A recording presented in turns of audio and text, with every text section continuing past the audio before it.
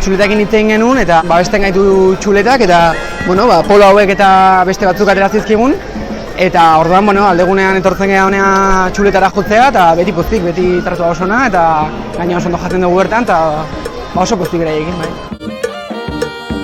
Pasa dugu pare bat urte hori pandemiagatik jo ezinik, edo gutxi jotzen, eta egia esan jendeak oso harrera ona izan dut, jendeak oso hartu gaitu, eta jendea gogokin dago. Deban, Zumaian, Larrabetzun, Donostin ere noski, Hernanin, Lasarte.